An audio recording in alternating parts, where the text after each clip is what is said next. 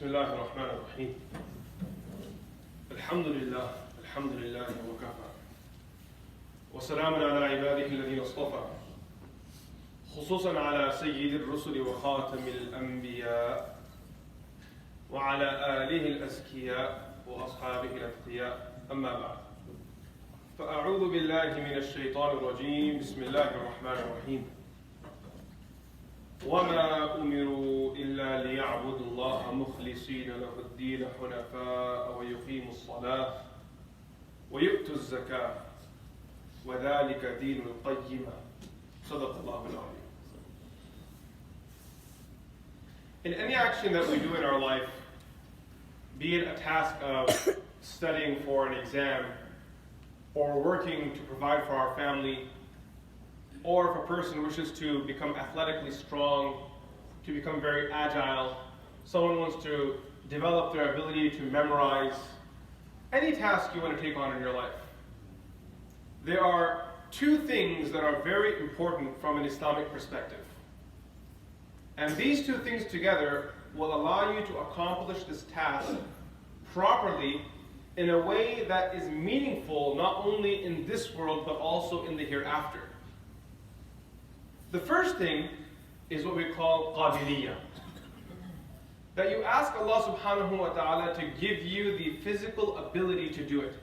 Qabiliyah refers to like the innate ability. That if I wish to do something, first I have to have the strength to do it. I have to have the courage to do it. At times I may need the knowledge to do it.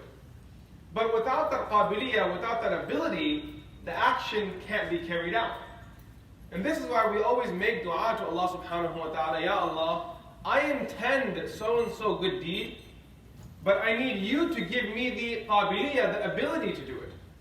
Because until you don't give me strength, until you don't give me courage, this task that's in front of me will always just look like this overwhelming mountain that I can never climb. But Ya Allah, if you give me perspective, and if you give me strength, if you give me the skill set that I need, there is no mountain in this world I can't climb. I need you to give me qabiliyah. I need you to make me worthy of it. One part of qabiliyah is making that dua to Allah, asking Allah to make you qabil, to make you worthy of something. But the second part of this qabiliyah is when Allah subhanahu wa ta'ala gives you the ability to do something, you don't just sit back, you get up and you do it. And this is one of the big downfalls of the ummah. Unfortunately, we as a people are so quick when it comes to rendering opinions. We're very quick at creating opinions about everything. If you were to ask the congregation here, what are your opinions on salah timings? Everyone would have an opinion. If you were to ask people, what do you think that the Muslim community can do to improve the state of Islam and Muslims living in Tulsa, Oklahoma? Everyone has a million opinions, which is great, by the way. Having good intentions is a beautiful thing. Nabi sallallahu alayhi wa sallam tells us that when a person has a good intention and they aren't able to follow it up with a good action, there's actually a reward for the intention. But the intention is the beginning of it all. Sometimes this idea of creating opinions about everything can become very toxic. And the reason why it becomes toxic is because you become critical of the people that are doing something without willing to contribute anything towards the action itself.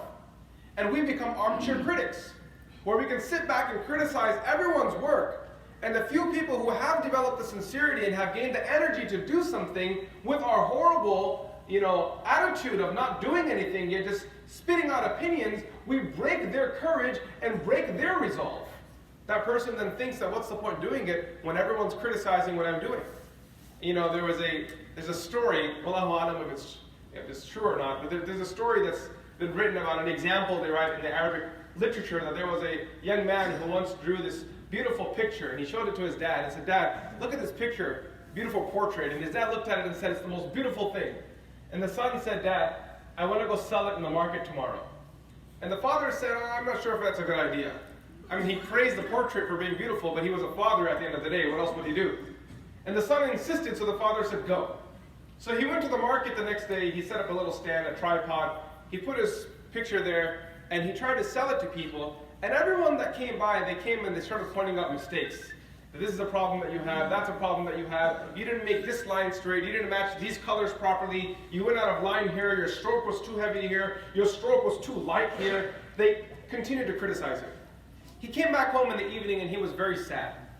And he went to his father, he was crying and said, Baba, it seems like I feel that yesterday when you praised my painting, you were just giving me some praise of sympathy. You didn't really like my painting, did you? Because everyone today that saw my painting, they couldn't stop pointing out mistakes.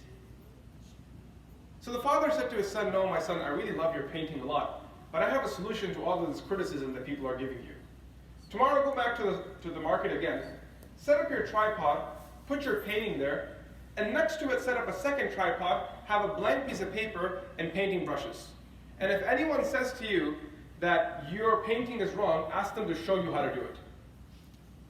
And the next day this young man got up, everyone came and they saw the painting and they started pointing out mistakes again. He said, why don't you show me what the correct method of doing it is? And no one did anything at all, everyone walked away. And they said, this is very beautiful, and they praised and kept going. And the reason why they shared this story is because the example or the lesson, the moral is that unfortunately people are very quick at speaking. Everyone has an opinion about everything, but they aren't willing to do anything. I have no doubt that there are people who will say that we need a soup kitchen. We need to do da'wah. We need to open the doors of the masjid and invite more people who are not Muslim into the four walls of the masjid. Everyone agrees on that. We just need manpower. The people who you're telling to add more to their plate are most likely volunteers of the masjid who are board members, and they're not getting paid, just like you're not getting paid. And these people are still doing the khidmah of the masjid, so rather than telling a volunteer to add more work to their plate, why don't you become a volunteer too? And this is what Islam is actually all about. It's not just about ideas, it's about action. It's about doing something.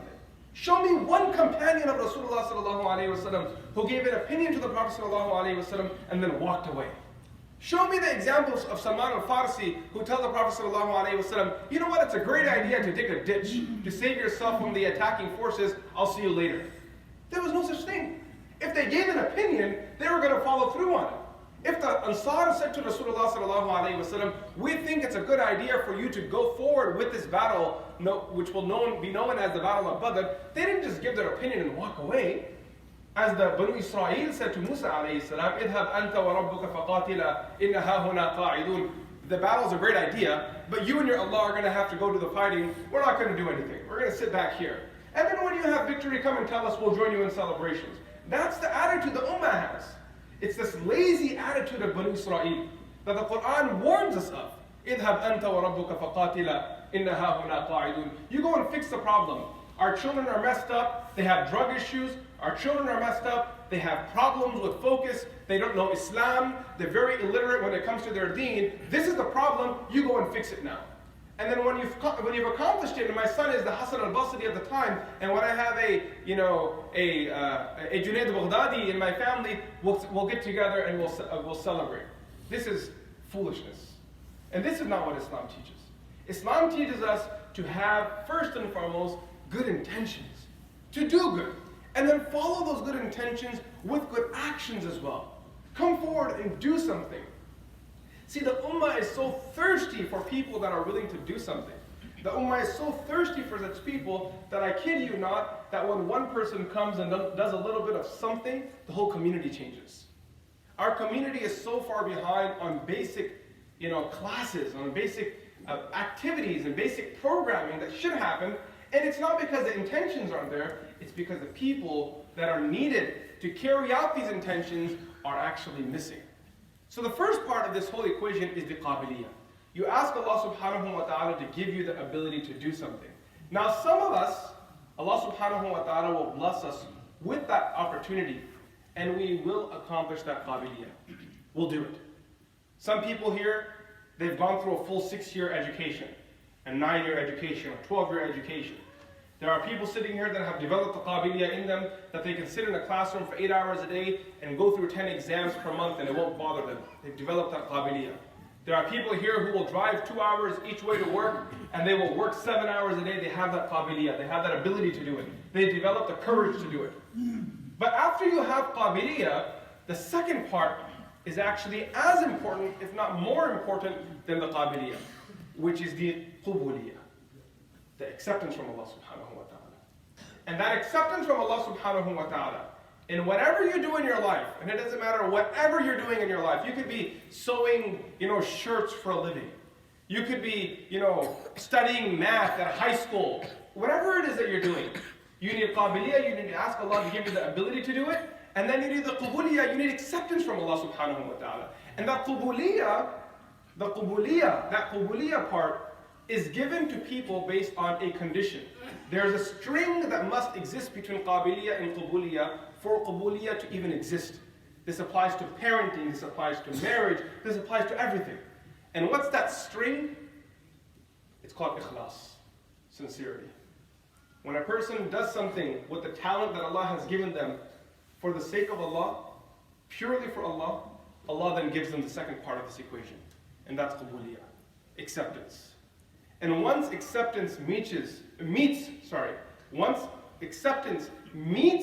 the talent within a person, their qabiliyah, that person has now completed a complete, proper task in their life. Look at Sayyidina Ibrahim alayhi salam. Ibrahim alayhi salam, he is commanded by Allah to construct the Kaaba. Allah Azza wa Jal gives him qabiliyah, the talent, the ability to do it. Allah Azza wa Jal mentions in the Quran, وَإِذْ يَرْفَعُ إِبْرَاهِيمُ الْقَوَاعِدَ مِنَ الْبَيْتِ وَإِسْمَاعِيلُ. Him and his son gather together and they construct the Kaaba. After they're done constructing the Kaaba, they don't walk away because they know that's only half the job. The second half of the job is رَبَّنَا تَقَبَّلْ مِنَّا إِنَّكَ أَنْتَ السَّمِيعُ الْعَلِيمُ. They raise their hands in front of Allah and they ask Allah to accept. That's the second half of the task. I remember the last words my mother rahimahullah said to me in my ears before she passed away. The last words I heard from her. We met at the airport and this is the last gathering I had and she was about to cross TSA and I went to embrace her for the last time and she whispered in my ears. This is 2-3 years ago. She said to me, Hussein, if I failed you in any way in your upbringing, please forgive me. She said, may Allah accept it from me. This was the best I could have done. And she left me. And 3 days later, I heard that she passed away. Because that's what happens to a person. After they complete a task, they start worrying about qubuliyah. Was it accepted by Allah subhanahu wa ta'ala or not? We built this beautiful masjid. Is it accepted by Allah subhanahu wa ta'ala or not? I've become hafiz of the Quran, but is there acceptance from Allah subhanahu wa ta'ala or not? Al-imanu bayna al-khawfi wal-raja. It's not bayna al-raja wal-raja, not bayna al-khawfi wal-khawf, it's bayna al-khawfi wal-raja. That a person's true iman actually lies in an equilibrium, like a balance between faith, hope in Allah subhanahu wa ta'ala's mercy, yet fear that it could be rejected by Allah subhanahu wa ta'ala. Is it possible that Allah subhanahu wa ta'ala can reject my good deed? That's absolutely possible. And there's this legitimate, serious fear. Rasulullah sallallahu alayhi wa sallam, he goes to Ta'if. It was a big move in his life. It was a very bold move in his life. The Prophet sallallahu alayhi wa sallam was struggling so much.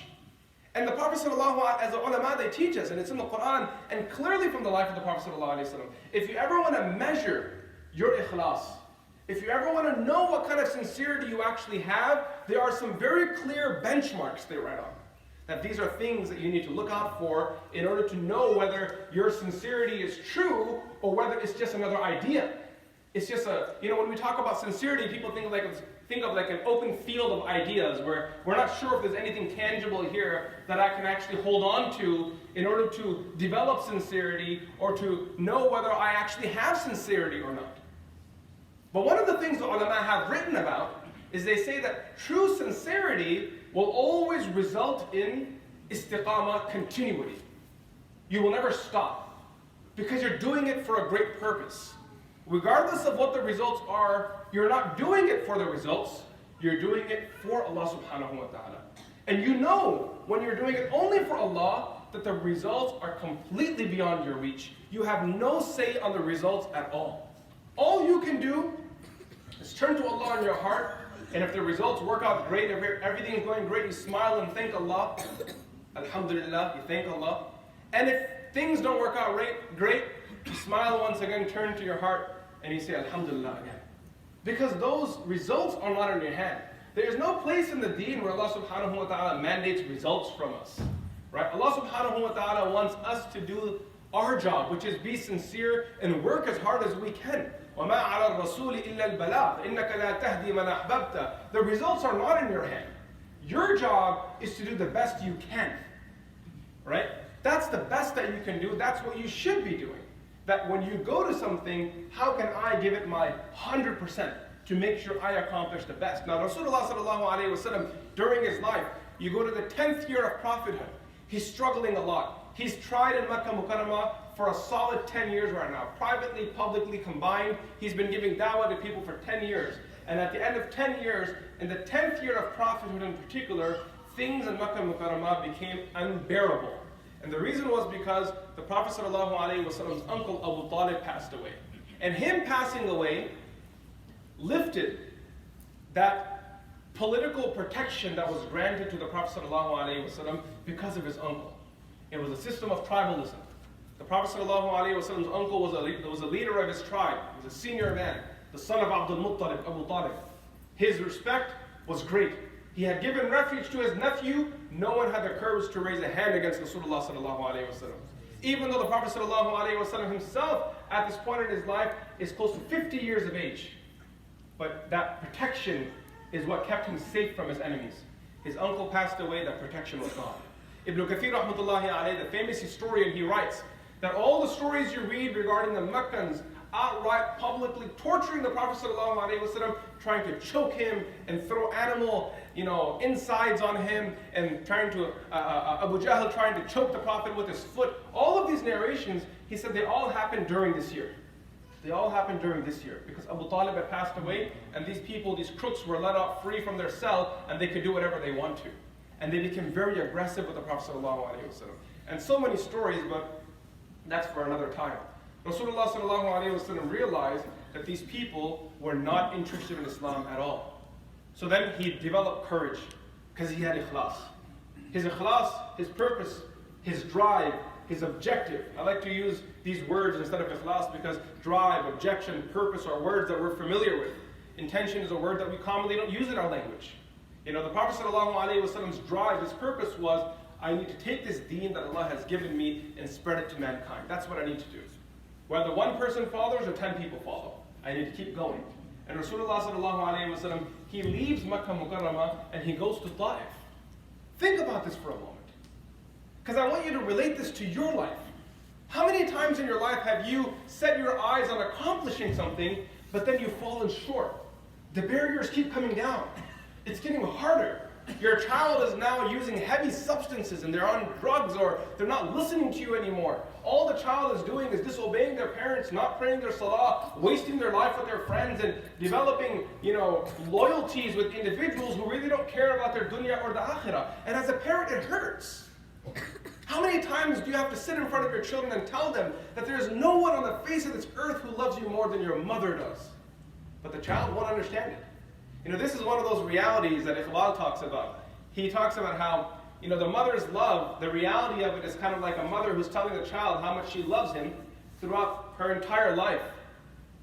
But the child only realizes how much the mother actually loved her the day he stands at her grave.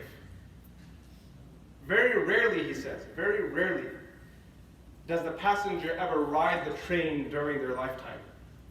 Very rarely does the child ever actually realize how much the mother actually loved him. Very rarely. Most of them, they realize how beautiful the train was once it's far gone. And then they stand there, continue to walk in their life by the side of the railroad, knowing that that train is never going to come back again. And he talks about his own example, that I stood at my mother's grave after she left me and cried, thinking that how many years she told me she loved me, but I failed to realize it. Nabi sallallahu alayhi wa sallam, that's purpose. That's purpose, because you don't give up. The mother is not willing to give up. Everyone will give up on the child. Everyone will say this one is diseased, he's this, he's that, she's a waste, she's a bad person. But the mother and father won't give up because their love is based on something so pure that nothing in the world can ever take it away from them. And that's how your deeds should be. That's how your actions should be. This is what ikhlas actually is, that you don't give up because the road's getting a little bumpy. You keep pushing and you keep going. And sometimes you get exhausted, and sometimes you're tired, and sometimes your knees are hurting, sometimes your shoulders are hurting because your body isn't keeping up, but you keep going. You don't stop because there's a purpose that's driving you. Rasulullah sallallahu alayhi wa sallam, he leaves Mecca and he goes to Ta'if. There are 3 chiefs there. He met with them. They were all brothers.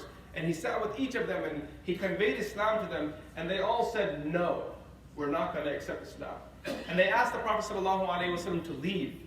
At that moment, imagine how lonely the Prophet ﷺ must have felt. This is when your ikhlas is actually tested. It's easy to say, I have sincerity.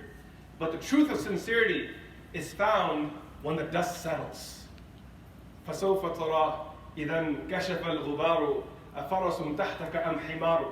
That when the dust settles, you'll find out what you're actually sitting on. Are you sitting on a donkey or are you sitting on a horse? Let the dust settle. Everyone claims that my horse is very fast, but no one can see because there's just a lot of ghubar everywhere. إِذَا كَشَفَ الْغُبَارُ. Let the dust settle first, then we'll see what's underneath you. Rasulullah sallallahu alayhi wa sallam, he goes to, and imagine how lonely he must have felt. That he came here with a vision, with a drive, and now these people just shut him out. The narration says that as the Prophet sallallahu alayhi wa sallam was leaving Ta'if, he said to these three people, if you don't accept, that's okay, but I have a request to you, don't tell the people of Mecca that I came here. Because if they find out that I came here, they will torture us even more in Mecca. Living in Mecca will become unbearable. These people, not only did they not listen to Rasulullah sallallahu alayhi wa sallam and respect his one request, they sent their young ones to humiliate the Prophet sallallahu alayhi wa sallam on his way out. And they wanted to make a statement, and their statement was that anyone that tries to snatch our power from us through claiming these religions and claiming authority over us, this is how we will humiliate them. They were trying to flex some muscle. And Zayd bin Haritha radiallahu anhu was the one that was standing with Rasulullah sallallahu alayhi wa sallam on his way out. And as they're leaving Ta'if, people are throwing stones at the Prophet sallallahu alayhi wa sallam. They're cursing at the Prophet sallallahu alayhi wa sallam. This is when a person's iman is really tested. This is when your ikhlas is actually tested. And Nabi sallallahu, the narration says that there was so much blood pouring out of his body that his slippers lost traction with the ground and he kept falling down because he couldn't even walk straight. Sallallahu alayhi wa sallam. And Zayd bin Haritha radiallahu anhu, who was like a son to the Prophet sallallahu alayhi wa sallam, is carrying the Prophet on his shoulder until he takes him outside. And finally, when he takes him out, they arrive near Makkah Mukarramah to a garden that belonged to Utbah and Shayba, the sons of Rabi'ah. And he settled down Rasulullah sallallahu alayhi wa sallam against a tree. And Nabi sallallahu alayhi wa sallam raised his hands and he called out to Allah subhanahu wa ta'ala. And in his dua, he cries and cries and cries because he's really struggling and he's really sincere and he really wants to do this, but he's not sure what to do anymore. And he complains to Allah, but he doesn't complain about Allah. He doesn't say, Ya Allah, you failed me, because he's doing it for the sake of Allah. And Allah subhanahu wa ta'ala will give the results if he wishes to give the results, when he wishes to give the result. He raises his hands and he makes dua to Allah. Allahumma ashku ilayka du'fa quwwati wa qillata hilati wa hawani ala al-nas ya arhamar rahimin anta rabbul mustada'afin ila man takilni ila ba'idin yatajahamuni am ila aduwwin mallaktahu amri. He makes dua to Allah. He says, Ya Allah, I complain to you, but my complaint isn't against you. I'm complaining, Ya Allah, that I wasn't tactful. I wasn't strategic. That I wasn't strong. وَهَوَانِي عَلَى النَّاسِ. Ya Allah, I apologize to you because people don't take me seriously. But Ya Allah, you are the most merciful. Ya Allah, you are the Lord of the weak. And I ask you, Ya Allah, who are you submitting me over to? Are you sending me over to some faraway enemy, إِلَى بَعِيدٍ يَتَجَهَّمُنِي, to an enemy who will torture me far away from home? أَمْ إِلَى عَدُوٍ مَلَّكْتَهُ أَمْرِي? Or are you giving me over to an enemy who now has me by the collar and controls my affairs? And then when Nabi sallallahu alayhi wa sallam is making this dua, he says one statement. He says, إِن لَمْ تَكُنْ بِكَ عَلَيَّ غَضَبٌ إِن لَمْ يَكُنْ بِكَ عَلَيَّ غَضَبٌ فَلَا أُبَالِي.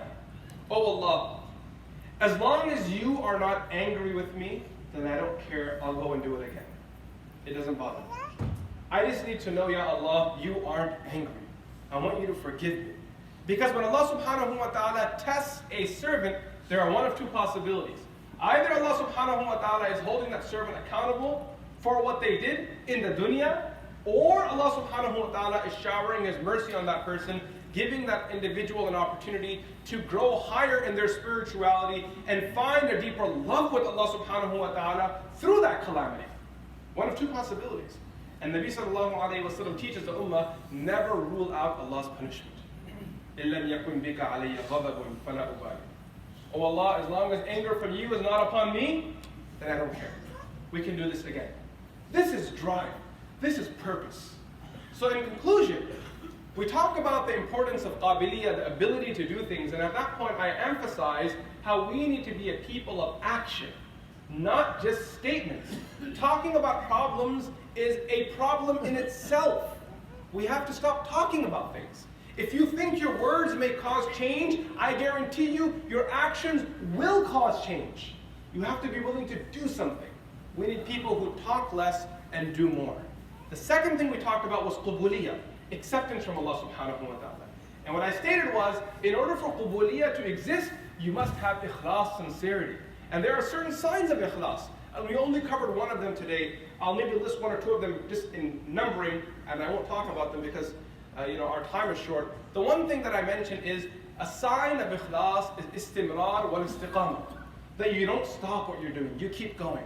Another sign of ikhlas, that you're doing something for the sake of Allah, is that you do it in the way that Allah wants you to do it. You can't say you're doing it for Allah while disobeying Allah in the process. No one can claim that I'm working for the sake of Allah. I work a 9 to 5 every day for the sake of Allah if you're violating Allah during that 9 to 5. That claim doesn't make sense. It doesn't make any sense. As the Arab poet, he says that لو كان حبك صادقا لأطعته إن المحب لمن يحب مطيع.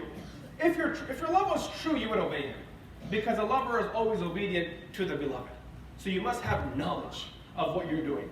And the last thing, the third thing I'll mention, is that if you're looking for sincerity, don't do a half-baked job. Because believers don't do half-baked jobs. Sincerity requires you to go all out and do it to the best of your ability. If you're a mechanic, be the best mechanic out there. If you sell cell phones at a kiosk, do the best at that. If you're studying for med school, do the best at it. Because Muslims always have ihsan. And ihsan means completion, excellence. That is a symbol and a sign of sincerity. We pray that Allah subhanahu wa ta'ala gives us tawfiq. Wa sallallahu ala sayyidina Muhammad.